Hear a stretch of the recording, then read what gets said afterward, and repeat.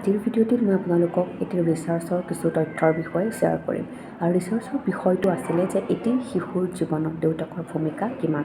আমি সকলোৱে জানো যে এটি সন্তানৰ জীৱনত দেউতাকৰ ভূমিকা অপৰিসীম।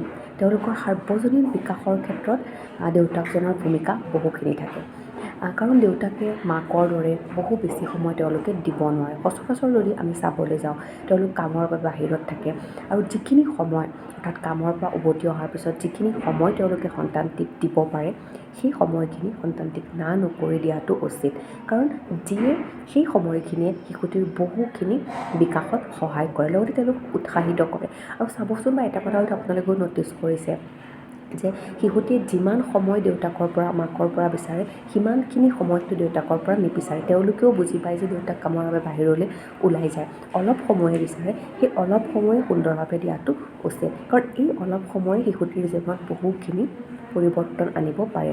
কাৰণ এটা কথা আপোনালোকে নিশ্চয় ন'টিচ কৰিছে যে এটি শিশুৱে মাক দেউতাক দুয়োজনকে তেওঁলোকে বেলেগ বেলেগ ধৰণেৰে অনুকৰণ কৰে, আৰু মাক দেউতাক দুয়োজনৰ ব্যক্তিত্বই শিশুটিক জীৱনত বেলেগ বেলেগ ধৰণে প্ৰভাৱিত কৰে। সেইটো আপোনালোকে নিজেও লক্ষ্য কৰিছে চাগে, বা নিজৰ জীৱনতো আপোনালোকৰ এই কথাটো মিলিব পাৰে কোনোবাখিনি ক্ষেত্ৰত। আৰু এটা কথা সচৰাচৰ প্ৰচলিত যে এটি ল'ৰাৰ ব্যক্তিত্ব গঠনত দেউতাকৰ ভূমিকা অপৰিসীম, কিন্তু ৰিচাৰ্চে কয় যে অকল ল'ৰা বুলি নহয়, উভয়ৰে ক্ষেত্ৰত, ল'ৰা আৰু ছোৱালী উভয়ৰে ক্ষেত্ৰত বা উভয়ৰে ব্যক্তিত্ব বিকাশৰ ক্ষেত্ৰত এজন দেউতাকৰ ভূমিকা বহুখিনি থাকে। এতিয়া আহিছোঁ ৰিচাৰ্চটোৱে কি কয়।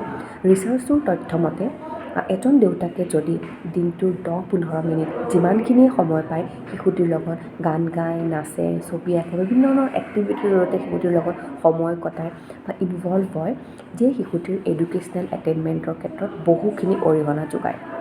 লগতে তেওঁলোকৰ মেথছৰ যিটো স্কিল, সেই স্কিলটোৰ ক্ষেত্ৰত তেওঁলোক সৰুৰে পৰা ভাল হয়।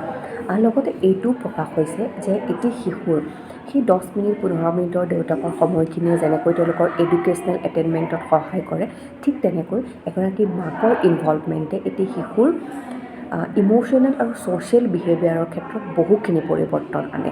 লগতে এইটোও প্ৰকাশ হৈছে যে 10-15 মিনিট 20 মিনিট যিমানখিনি সময় দেউতাক এজনে শিশুটিৰ লগত ষ্ট্ৰাকচাৰ্ড এক্টিভিটিৰ জৰিয়তে সময় কটাবলৈ চেষ্টা কৰে, সেই সময়খিনি শিশুটিৰ কগনিটিভ আৰু লেংগুৱেজ ডেভেলপমেণ্টৰ ক্ষেত্ৰত বহুখিনি প্ৰভাৱ পেলায়।